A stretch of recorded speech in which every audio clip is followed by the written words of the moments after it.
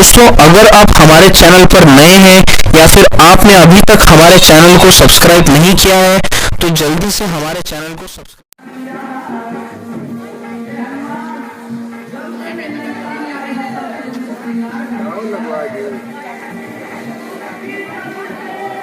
खड़ा हो, इधर सीधा खड़ा हो।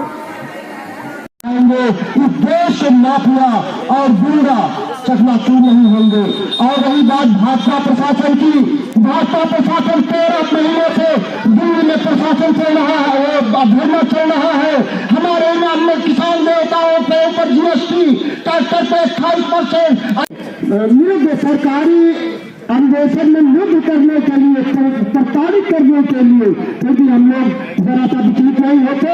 जब से हमारे भारतीय राष्ट्रवादी माननीय रामचंद्र जी सिंह जी का साथ मिला है और माननीय प्रदेश के पदाधिकारी और हमारे ये किसान अन्य देवता कार्यकर्ताओं का सबसे हौसला बुलंद रखते हैं। कहीं भी आप अन्याय के विरुद्ध जानकारी दें। हम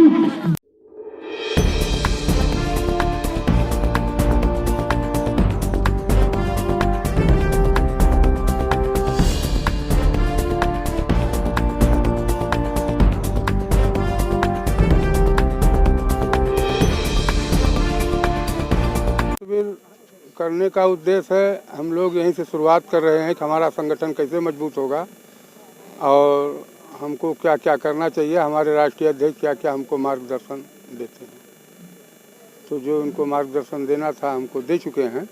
अब इनके मार्गदर्शन से हम चलेंगे। अब आगे मथुरा में कोई रणनीति तैयार की जाएगी। अब आगे की रणनीति यही है कि अब चलेंगे मथुरा में, वहीं पर हमको और रणनीति बताएंगे क्या होगा। इनको यही कहेंगे अपना संगठन मजबूत करें और किसान हित की बात करते रहें ताकि किसानों का काम होता रहे। जो कि आज किसानों को कोई भी काम हो नहीं रहा है, जहाँ भी देखो वहीं किसान ही परेशान है। कोई व्यापारी या कोई नेता नहीं परेशान, सिर्फ परेशान है तो किसान परेशान। मैं शोभित तिवारी, प्रदेश महासचिव भारतीय किसान यूनियन राष्ट्रीयतावादी।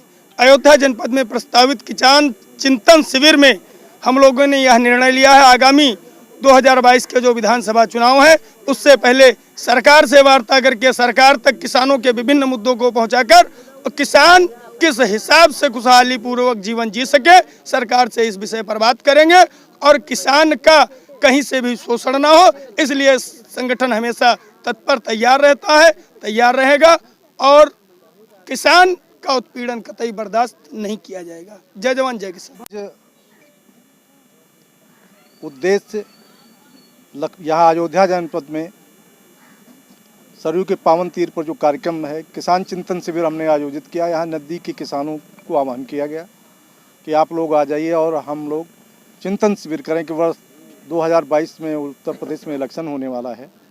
किसानों की गंभीर समस्याएं लगभग 14 महीने से दिल्ली जंतर मंतर पर और सिंधु बॉर्डर, गाजीपुर बॉर्डर आदि पर धरना प्रदर्शन किसान कर रहे हैं। उसके संदर्भ में हम लोग यहाँ पर चिंतन कर रहे हैं। सबसे बड़ी बात यह है, जो एक अहम फैसला मोदी जी ने किया है किसानों के तीनों बिल वापसी का। किसानों के जो 3 बिल वापस हुए हैं, भारतीय किसान यूनियन राष्ट्रवादी उसका स्वागत करती है, माननीय प्रधानमंत्री जी का अभिनंदन करती है। उसके बाद किसानों की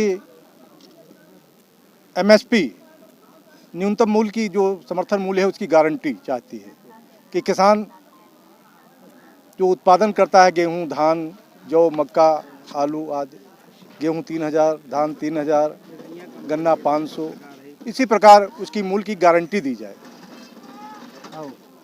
किसान आयोग का गठन किया जाए। किसानों की 60 वर्ष आयु जब हो जाती है तो उसको 5000 रुपये जीवन निर्वाह के लिए पेंशन के रूप में दिया जाए। किसानों के सबसे अहम मुद्दा है, किसानों को उसकी लागत नहीं मिल पाती। किसान कर्जदार हो चुका है, 99.9% किसान कर्जदार है।